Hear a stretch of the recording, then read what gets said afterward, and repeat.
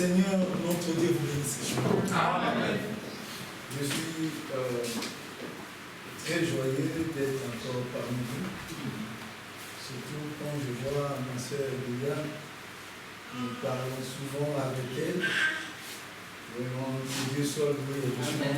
Que Dieu vous bénisse tous.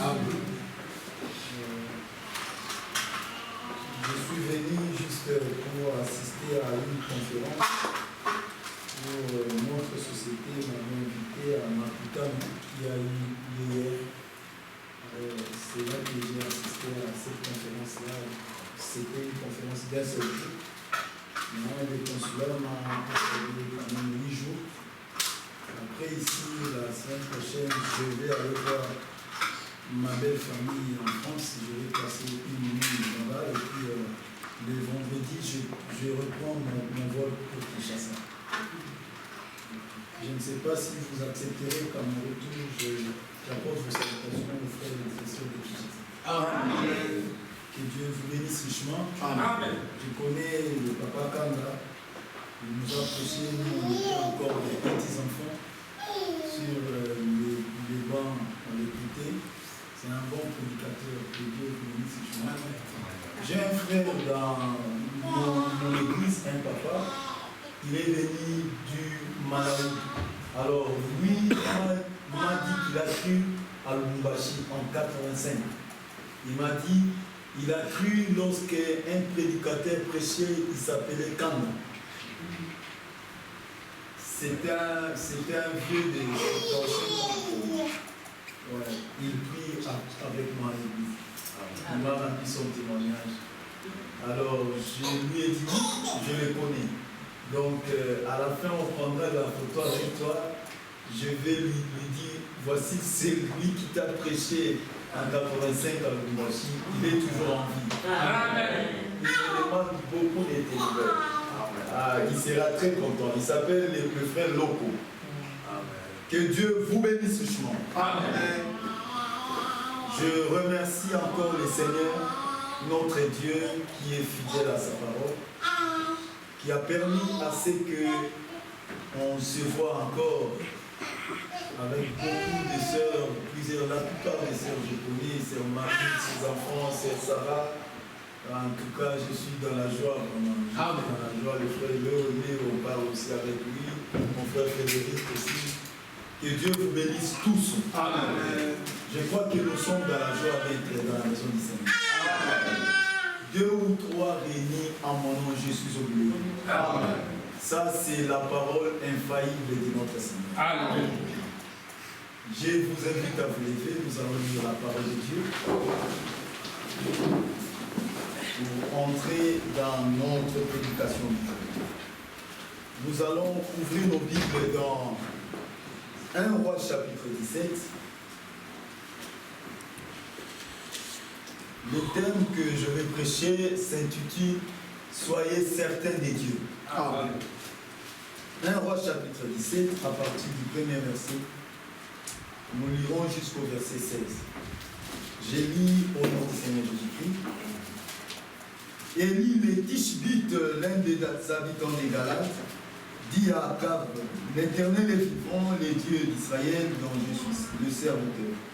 Il n'y aura ces années-ci ni rosée ni pluie, sinon à ma parole. Et la parole de l'Éternel fut adressée à Élie en ces mots. Pars d'ici, dirige-toi vers l'Orient, et cache-toi près du torrent des Kérith qui est en face du Jourdain. Tu boiras de l'eau du torrent, et j'ai ordonné au corbeau de te nourrir là. Et il partit et fit selon la parole de l'Éternel, et il alla s'établir près du torrent des Kérith qui est en face du Jourdain. Les corbeaux lui apportaient du pain et de la viande le matin, et du pain et de la viande le soir. Amen. Et il buvait de l'eau du torrent. Mais au bout d'un certain temps, le torrent fut à sec, car il n'était point tombé de pluie dans le pays. Alors la parole de l'Éternel lui fut adressée en ces mots.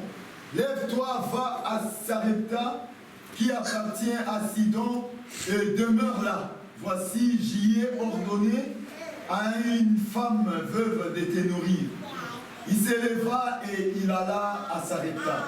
Comme il arrivait à l'entrée de la ville, voici, il y avait là une femme veuve qui ramassait du bois.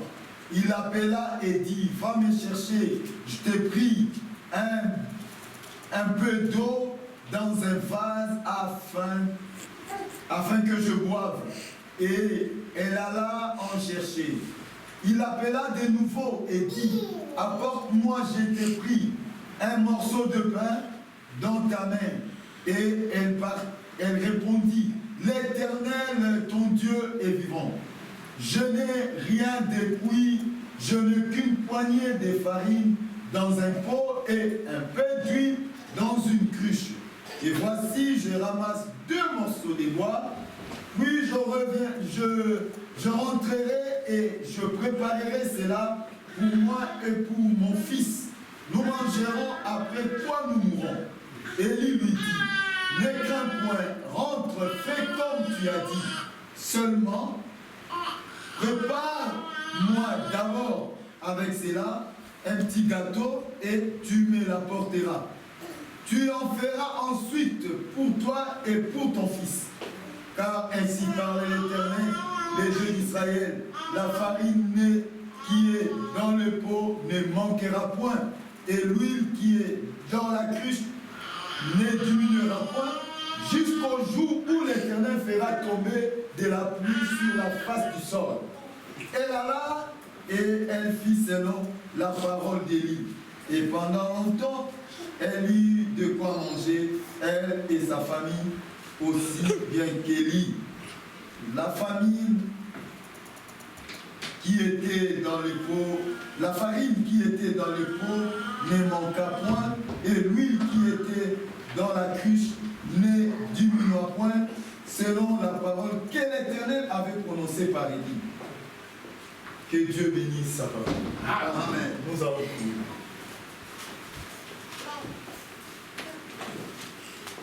Seigneur Dieu notre Père Céleste, toi le Créateur des cieux et de la terre, toi le Maître des temps et des circonstances, toi qui as permis que je foule mes pieds en ces lieux pour annoncer ta parole.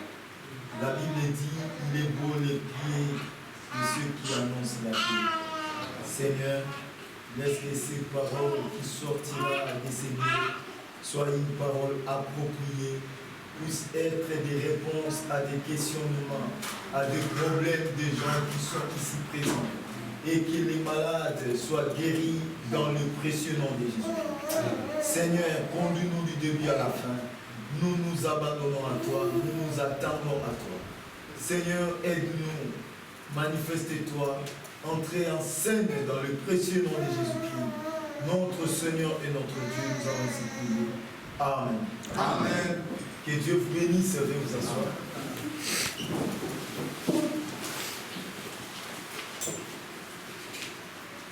Mes bien-aimés frères et sœurs, nous venons de lire ce texte, qui est un texte que chacun de nous peut-être peut connaître.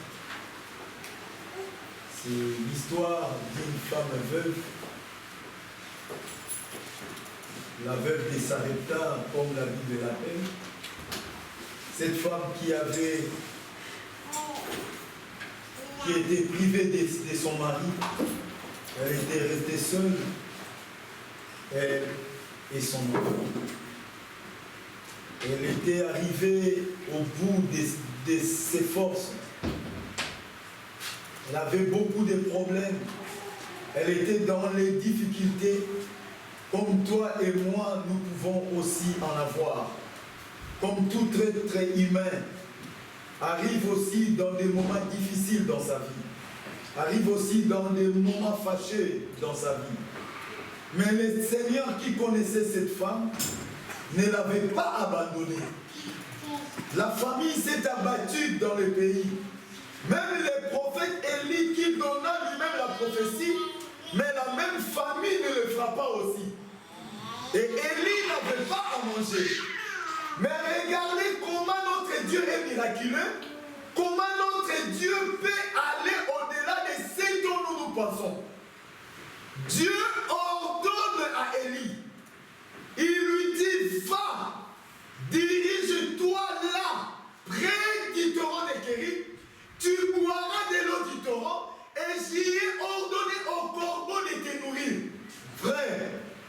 Imaginez la sagesse de Dieu.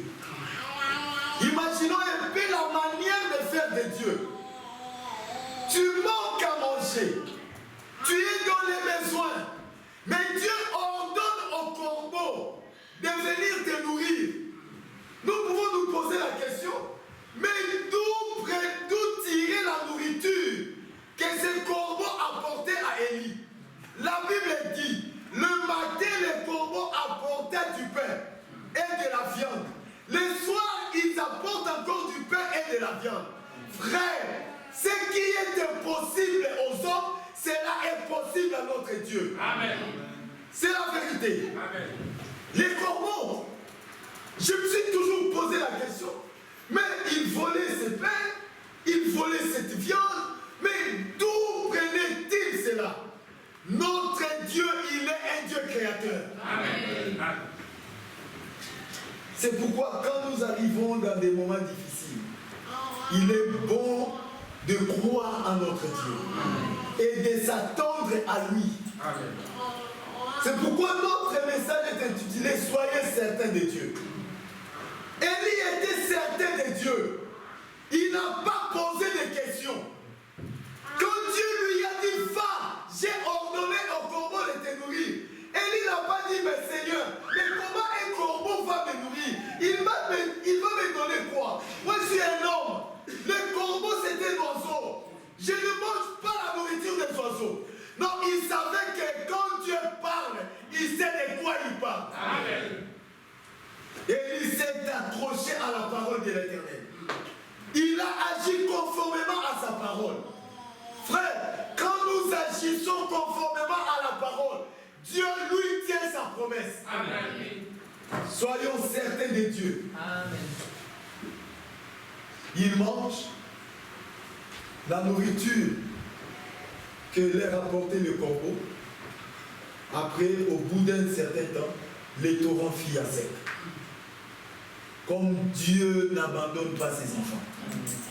Il lui dit encore, pars d'ici, va à Sarepta, qui appartient à Sidon. J'y ai ordonné à une femme veuve de te nourrir là. Donc Élie n'avait pas de questions à poser. Alléluia. Frère, quand Dieu parle, nous ne posons pas de questions. Amen. Nous obéissons et nous marchons. Amen. C'est ça Dieu. Et nous sommes certains de Dieu. Amen. Que lui qui a fait la promesse, il est fidèle pour l'accomplir. Amen. Élie a quitté les torrents de Kérit. Il est allé maintenant à Sarepta. Il se pointe là. Quand il est arrivé à Sarepta, il arrive à Sarepta, il s'arrête là. Il dit, Dieu avait dit que je vienne à Sarepta. Il a ordonné à une femme veuve de le nourrir. Il est là, il était là. Il voit une femme passer. Il ne savait pas si c'était elle ou pas. Il lui dit seulement, s'il te plaît madame, peux-tu m'apporter un verre d'eau? Elle dit oui, ça va. Elle va, elle prend un verre d'eau, elle apporte. Il lui boit. Il lui dit encore, peux-tu m'apporter un morceau de gâteau? Elle dit, mais ton Dieu est vivant. Je n'ai rien de plus chez moi.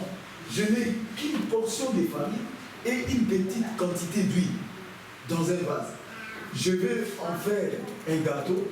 Je mange moi et mon fils, après quoi nous mourrons. Parce que dans ces pays, il y a la famille. Et tout le monde sait qu'il y a la famille. Chaque famille avait une quantité de nourriture pour elle-même. Donc on ne pouvait pas inviter les gens. C'était difficile. Parce que la famille était dans les pays. Et le provocateur de la famille, c'était lui, Élie. Mais il manqua aussi à manger. Frère, notre Dieu est miraculeux. Amen. Et la Bible dit, ses pensées ne sont pas nos pensées. Et ses voix ne sont pas nos voix. Nous voyons ce qui frappe à l'œil. Mais Dieu, lui, regarde à l'invisible. C'est ça la différence avec notre Dieu. Amen. Et il lui dit, amène-moi là. Et la femme n'a pas douté. Ma sœur, nous devons apprendre à obéir à Dieu. La parole de Dieu ne nous est pas donnée pour en discuter. La parole de Dieu nous est donnée pour y croire. Amen. Tout simplement croire. Amen. La femme n'a pas dit que, mais maintenant si je fais pour toi, en tout cas s'il te plaît, cette quantité c'est pour... Non, la femme a obéi. La femme aussi a obéi. Élie obéit, il vit les miracles de Dieu, la femme aussi obéit.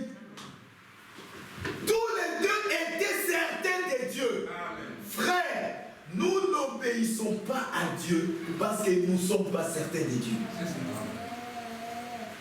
Même il y a certaines choses que nous faisons, il y a certains péchés que nous commettons parce que nous manquons de discerner que Dieu est là. Parce qu'on n'est pas certain de lui. Parce que quelqu'un qui est certain de Dieu, il ne va pas se permettre de commettre adultère. Parce qu'il sait que Dieu me voit. Il sait que Dieu est là. Mais c'est quand on n'est pas certain de Dieu qu'on peut se permettre de faire n'importe quoi.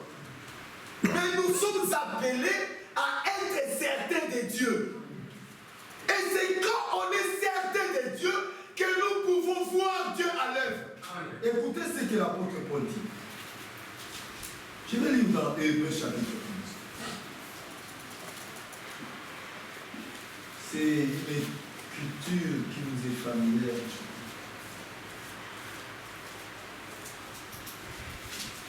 Hébreux chapitre 11.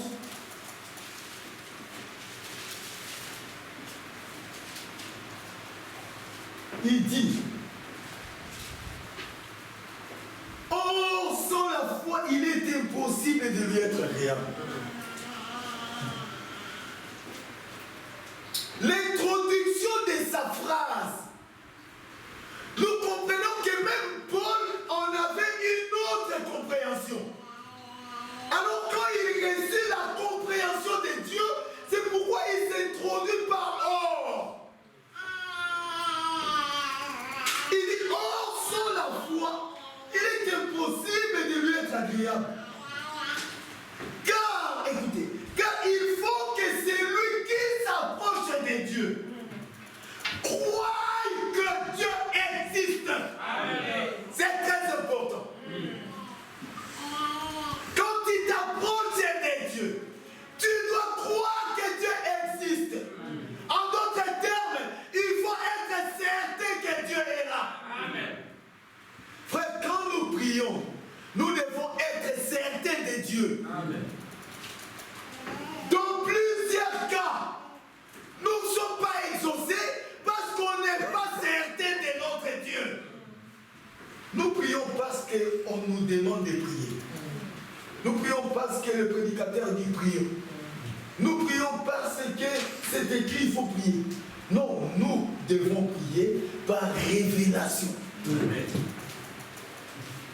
Nous devons prier parce que nous savons que celui à qui nos prières sont adressées, il existait. Amen. C'est un homme qui a des oreilles et il entend. Amen.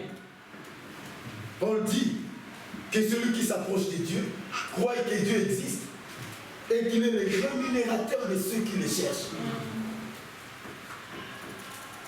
Soyons certains de Dieu. Noé était certain de Dieu. Dieu lui dit,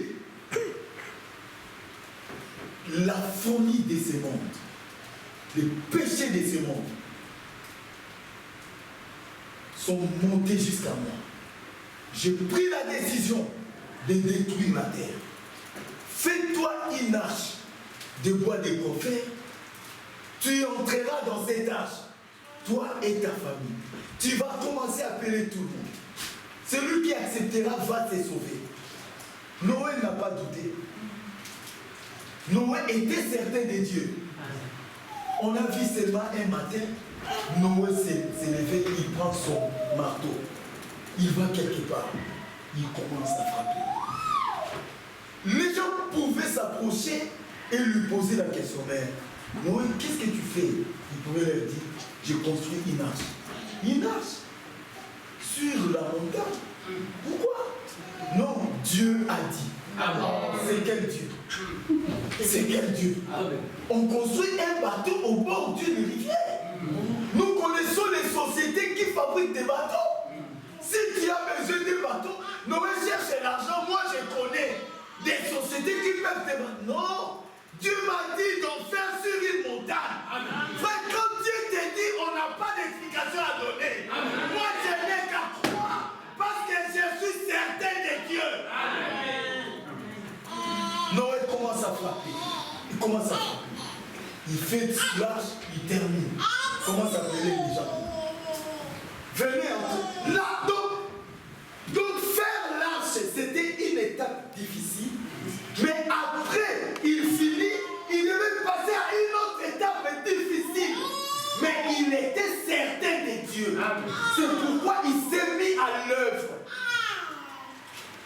Mon frère, ma soeur, quand on n'est pas certain de Dieu, on fera n'importe quoi, je vous rassure. Quand on n'est pas conscient que Dieu te voit, quand on n'est pas conscient que Dieu existe, tu vas te livrer en du n'importe quoi. Parce que tu ne crois pas à la présence de Dieu.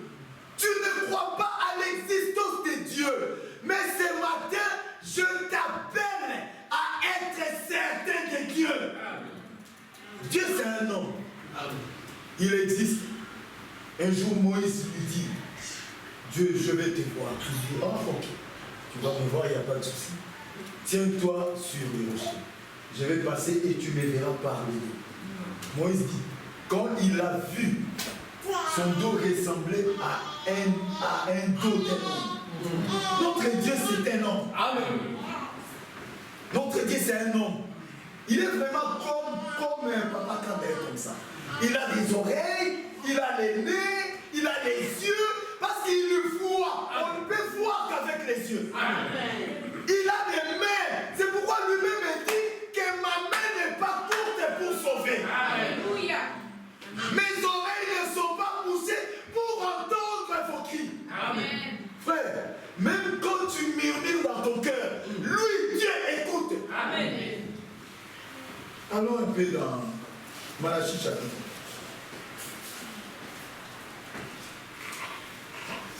Malachie chapitre 3. Des fois, Dieu permet certaines choses nous arriver dans notre vie. Mais ne soyez pas ébranlés pour ça. Soyez toujours certains de Dieu. Toi, ton problème, tiens-toi dans la parole. Même le moindre murmure de ton cœur, Dieu écoute.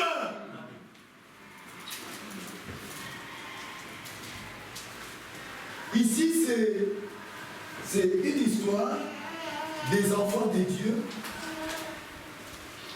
qui se parlaient l'un de l'autre.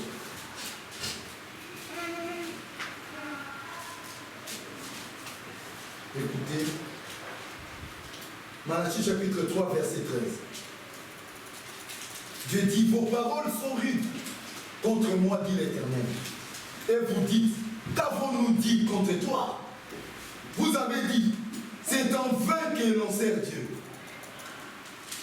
C'est ce que chacun de nous aussi peut dire. Moi, depuis que j'ai pris ces messages, je ne vois rien changer dans ma vie. Je t'en appelle à être certain de Dieu. Dieu, il est fidèle. Ne te fatigue pas. Dieu connaît. Et quand tu te plains, même dans ton cœur, il entend.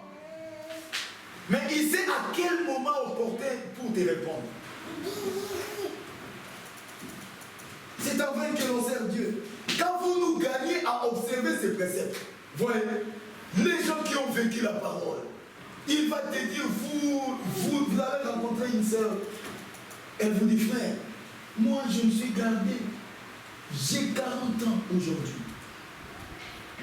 Qu'est-ce que je peux faire? Je n'avais plus de choix. J'ai 45 ans, frère. J'ai 50 ans. Qu'avons-nous gagné à observer sa parole? Écoutez la suite. à marcher avec tristesse. À cause de l'Éternel des armées, à cause de ses messages, nous sommes insultés. Nous marchons avec tristesse. On se moque de nous. À l'école, on se moque de moi. À cause de ces messages. Non, je dois être comme les autres. Non, toi, tu es un enfant de Dieu. Amen. Tu ne peux pas être comme les autres. Laissez-les vivre comme ils veulent. Toi, soyez certain de Dieu. Amen. Que là où tu es, Dieu te voit. Amen. Et Dieu te connaît. Amen. Il dit, maintenant, nous estimons heureux les hautains.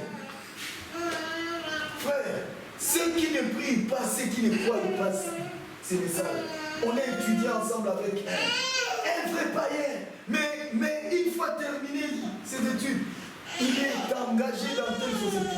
Mais moi, je cherche toujours du travail. Ce n'est pas un problème. Soyez toujours certains de Dieu. Amen. Il dit, maintenant nous estimons heureux les autres. Oui, les méchants prospèrent. Les méchants prospèrent. La prospérité n'est pas un signe que Dieu est avec toi. Alléluia. Je vais lire quelque chose. Frère, tu peux être prospère, mais tu es un méchant. Nous ne basons pas notre foi sur le matériel. Le matériel est éphémère. Nous, notre foi est fondée sur Dieu. Amen. Dieu qui est invisible. Nous les rendons visibles parce que nous sommes certains de lui. Amen. La prospérité n'est pas un signe vital que Dieu est avec toi. Tu te trompes. Oh frère, si en tout cas je n'étais pas avec Dieu, je ne pouvais pas attraper un tel emploi. Non, les païens, les autres, ils ne sont pas avec Dieu. Ils ne sont pas avec Dieu. Écoutez ce que le frère m'a dit. Dans sa prédication, soyez certains de Dieu. Du 12 avril 1959. Il a prêché ça 2 fois en 59. Il a prêché ça, je pense, en janvier et en avril. Moi, je prends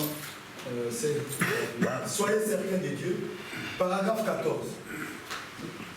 L'homme de Dieu dit, et vous voyez, le roi disait que cela était correct. Il parle d'Akab. Il dit, le roi disait que cela était correct. Parce que sa femme pensait que c'était correct. Tu peux aussi avoir une femme qui t'appuie dans les mal, mais ne pensez pas que Dieu est d'accord avec toi. Tu peux aussi avoir un mari qui t'appuie dans les mal, ne pensez pas que Dieu est avec toi. Notre étalon de mesure demeure la parole de Dieu. Amen. Pour savoir si Dieu est d'accord ou pas, tu n'as pas à poser trop de questions. Regardez ce que tu fais à la lumière de la parole. Il dit, et ils avaient amené une déchéance morale. Et puis, ils pensaient, c'est ça. Beaucoup de gens pensent. Dans les choses de Dieu, il n'y a pas à penser. Dans les choses de Dieu, où c'est bon, ou c'est mauvais. Il n'y a pas de milliers, il n'y a pas d'à peu près. C'est pourquoi Dieu dit Laodicée est aveugle, misérable, nul. Mais elle ne le sait pas. Laodicée, c'est dire. Attends, lisons d'abord. Et puis ils pensaient que parce qu'ils étaient prospères, voyez, Akab et Jézabel, ils pensaient parce qu'ils étaient prospères qu'il n'y avait pas de guerre ni rien d'autre. Cela était un signe que Dieu était avec eux. Là, c'était leur pensée. Mais frère, si Dieu n'était pas avec moi, est-ce que je pouvais être comme ça? Est-ce que je pouvais prospérer? Est-ce que je pouvais être bien? Ça montre que Dieu est avec moi. Non, ce n'est pas ça. La prospérité matérielle ou financière n'est pas le signe que Dieu est avec toi. Écoutez ce que le frère Roland dit. Il continue, dit. La prospérité n'est pas toujours le signe que Dieu est avec vous. On peut dire Amen. Amen. il continue, il dit, bien des fois, cela est trompeur. Vous comprenez? Bien des fois, cela est trompeur. Pourquoi? Il dit, la pluie tombe sur les justes et sur les injustes. Mais c'est à leurs fruits qu'on les reconnaît. Amen. Voyez, tu peux être prospère tout en étant en dehors de la volonté de Dieu. Amen. Tu vas de l'avant matériellement. Mais nous, les enfants de Dieu, la différence entre les enfants de Dieu et ceux qui ne sont pas ses enfants, c'est que les méchants prospèrent. Même quand ils pêchent, il est toujours prospère. Il est toujours dans l'abondance. Frère, quand vous en arrivez à ce point, il est temps d'aller à genoux et implorer la grâce de Dieu. Parce que quand tu es un enfant de Dieu né de nouveau et que tu as reçu le Saint-Esprit de Dieu, quand tu es dans le mal, Dieu doit te contrarier dans une situation qui te permettra à réfléchir sur tes voies pour retourner sur le droit chemin. Amen. Mais quand tu prospères dans le mal, comprenez que tu n'es nulle part avec Dieu. Il dit, nous estimons heureux les méchants. Ils prospèrent, Jésus au verset 15. Oui, les méchants prospèrent. Oui, ils tentent Dieu, ils s'échappent. Et ils échappent. Verset 16, l'Éternel dit, alors ceux qui craignent l'Éternel se parlèrent l'un à l'autre. Donc ce n'étaient pas des païens, c'était des vrais chrétiens. Ils ont vécu pour le Seigneur. Ils ont fait des bonnes choses pour Dieu, mais leur vie matérielle ou financière n'évoluait pas. Ils ont commencé à envier les païens. L'envie ne vient pas de Dieu. L'envie ne vient pas de Dieu. Il ne faut pas faire des prières envieux. Oh non, Seigneur, bénis-moi aussi comme tu as béni la sœur Sarah. Non, c'est pas ça. On ne prie pas comme ça. Demande à Dieu pour ton problème. Toi, dis au moins à Dieu, Seigneur, je te remercie parce que tu as béni ma sœur. Mais il ne faut pas dire bénis-moi comme tu as béni ma sœur. Non. Là, ça s'appelle envie. Nous sommes les enfants de Dieu. Quand un frère a réussi, quand une sœur a réussi, nous disons gloire à Dieu. Mais cela ne doit pas nous choquer pour commencer à formuler des prières en rapport avec ça. Oh Seigneur, lui, en tout cas, il ne vit même pas la parole, mais tu le bénis comme ça. Alors moi, je vis la parole. Ça, c'est la prière des pharisiens. Ça, c'est la prière des pharisiens. Nous nous adressons à Dieu nos besoins. La Bible dit, exprimez vos besoins. Quand tu es devant Dieu, exprime tes besoins, limite-toi là. Ne parle pas de ceux des autres. Ou soit c'est pour que tu pries pour lui. S'il a un besoin, tu reconnais que ta soeur souffre et tu peux prier pour elle. Mais il ne faut pas faire la comparaison. Dieu n'aime pas cela. Alors ceux qui craignent l'Éternel, c'est pas l'un à l'autre. L'Éternel, écoutez, l'Éternel fut attentif. Et il écouta. Et un livre de souvenirs fut écrit devant lui. Amen. Pour ceux qui craignent l'Éternel et qui honorent son nom. Amen. Tout ce que tu fais pour Dieu, c'est là un prix devant le Seigneur. Amen. Et tu ne manqueras jamais ta récompense. Amen. Dieu payera pour tout ce que tu fais pour lui. Amen. Même si tu fais quelque chose que personne ne t'a vu, mais qui est bien pour le Seigneur, Dieu t'a vu. Amen. Et il te payera pour ça. Amen. Même si tu pries pour les hommes de Dieu, qui voyagent pour l'évangile, tu pries pour votre berger, tu pries pour un frère qui a un problème. Frère, un jour j'ai lisé le frère Branham. J'étais étonné. il y a certaines choses que le frère Branham a dit.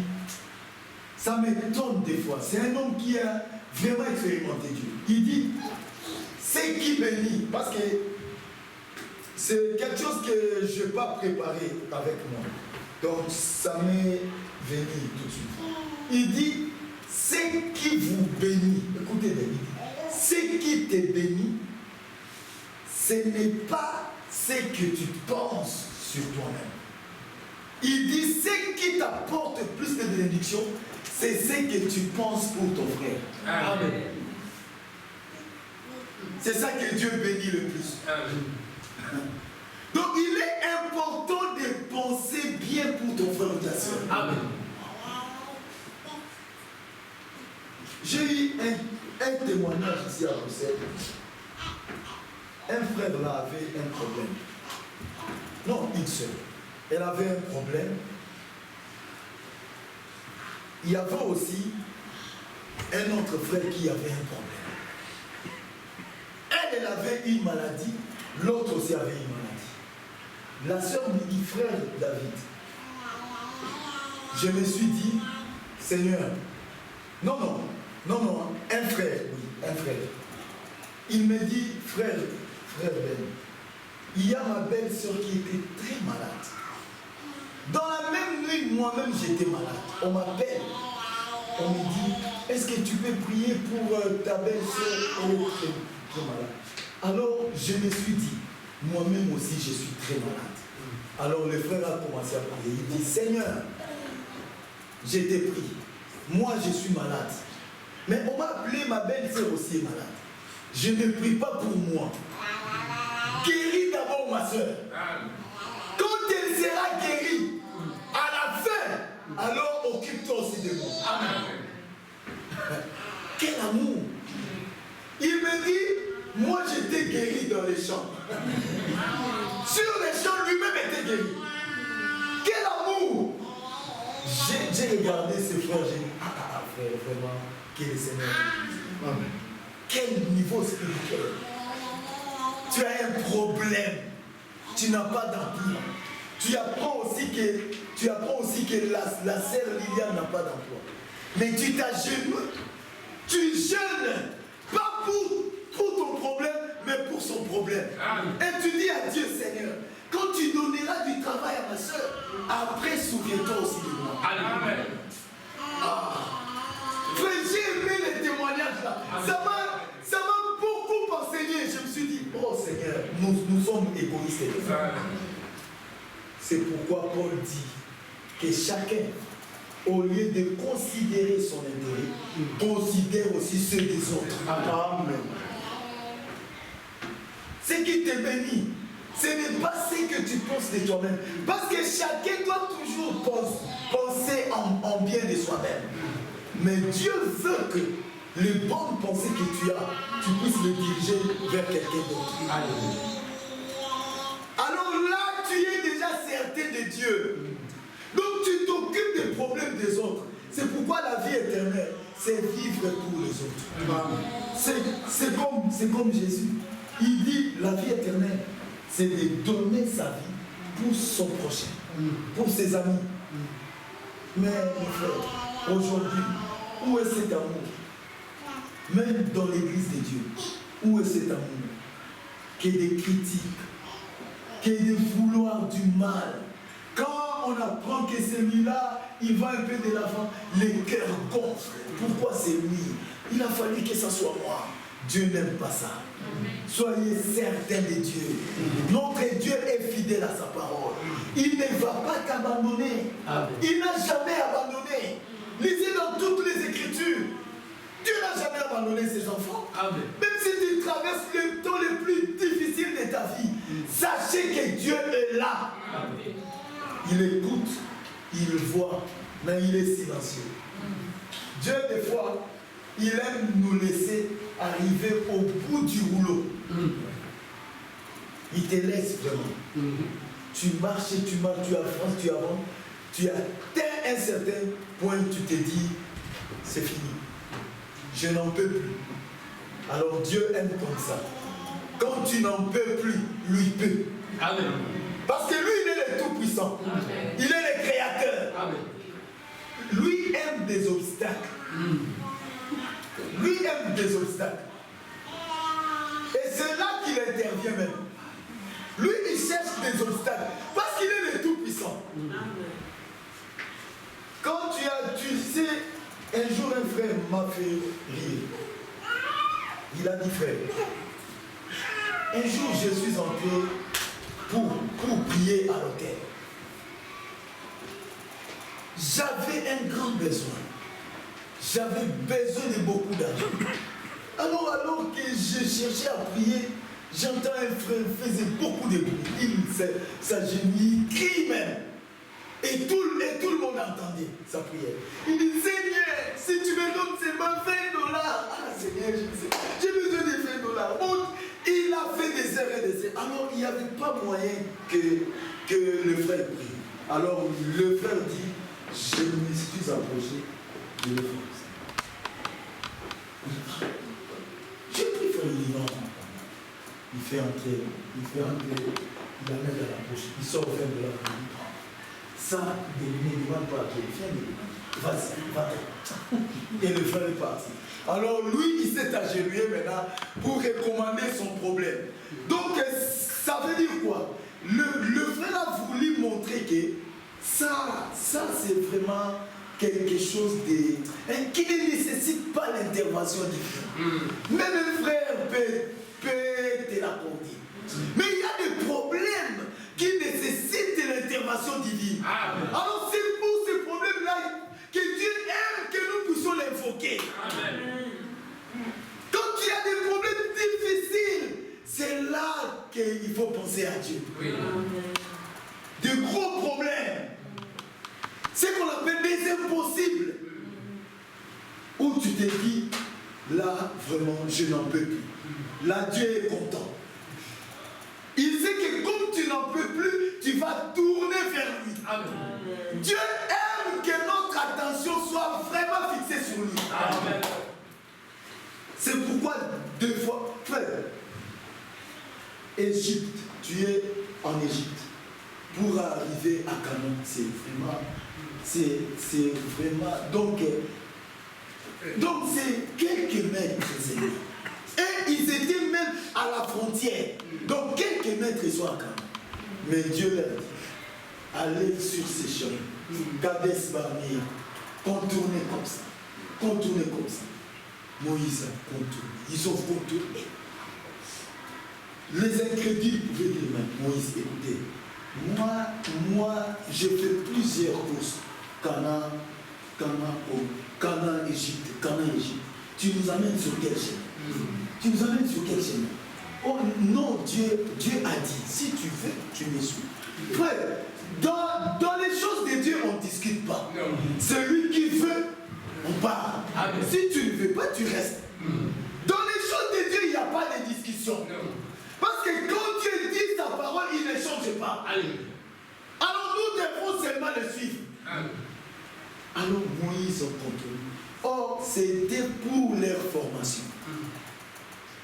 Parce que Dieu avait déjà vu qu'il y avait des incrédules, mais qui s'étaient infiltrés.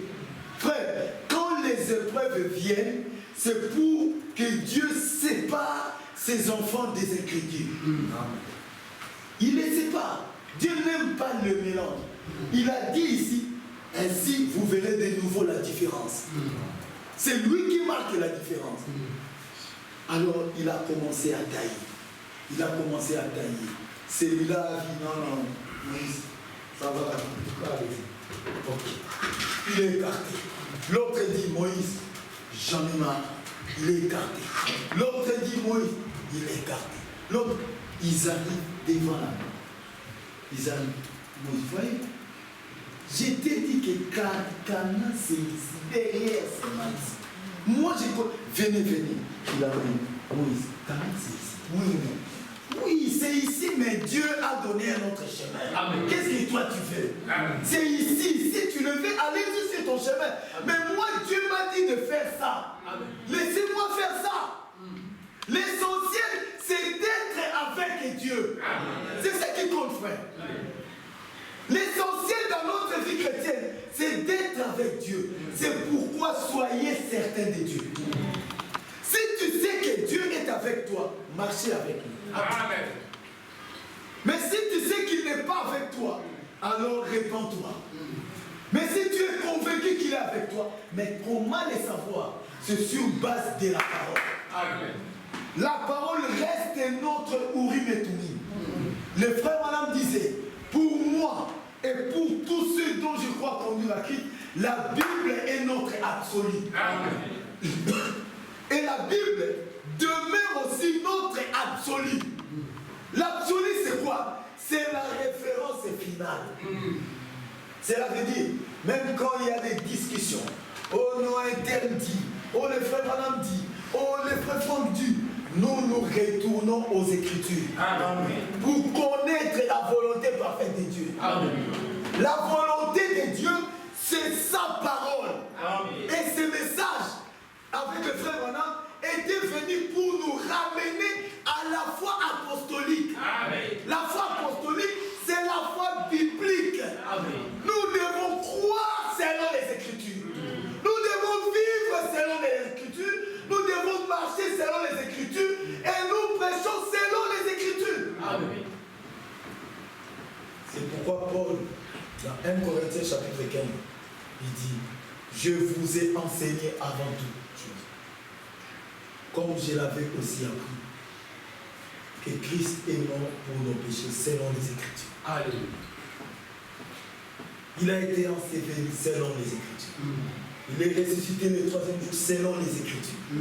Le vrai enseignement, la vraie prédication doit avoir pour base les saintes Écritures.